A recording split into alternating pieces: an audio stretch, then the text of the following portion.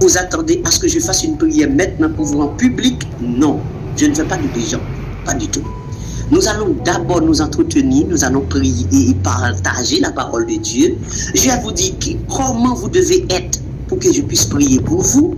Parce que à quoi ça sert que je prie pour vous si vous n'êtes pas conforme, si vous n'êtes pas correct? Tout simplement.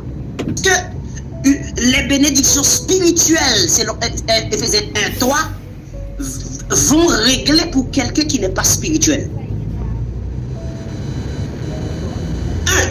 Il faut que vous donnez votre vie à Jésus d'abord, que vous soyez baptisé. Ensuite, une prière en votre faveur va être efficace. Tout simplement. Parce que comme Dieu dit au peuple, il faut que votre cœur soit saint. Il faut que vous vous dépouilliez. Afin que quand je viens vers vous là, pour que je ne vois pas quelque chose de mauvais, pour que je ne tourne pas mon regard de vous. Donc, raison pour laquelle il faut être conforme et correct. Sauf si vous avez une maladie. Maintenant, si vous avez une maladie, c'est quelqu'un qui a une maladie, maintenant, eh bien là, on prie pour tout, peu importe la personne qui est malade. Alors, même pas prier, on chasse le démon, tout simplement. On chasse. Mais on ne voit pas les apôtres qui prient pour les gens de l'église. Non. Tandis qu'on prie à l'église. On prie dans les lieux secrets.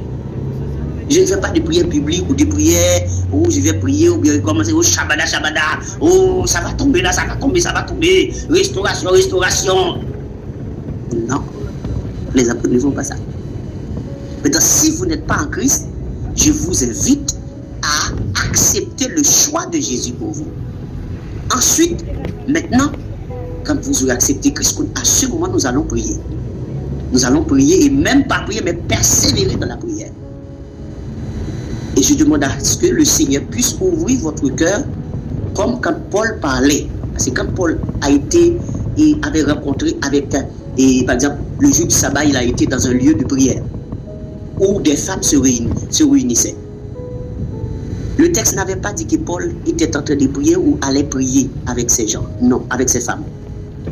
La parole a dit, Paul a exposé l'évangile de Jésus-Christ. Et le Seigneur a ouvert le cœur de Lydie. Parce qu'il n'y avait que Lydie que le Seigneur avait choisi parmi toutes ces femmes-là. Les autres, le Seigneur ne les avait pas choisis.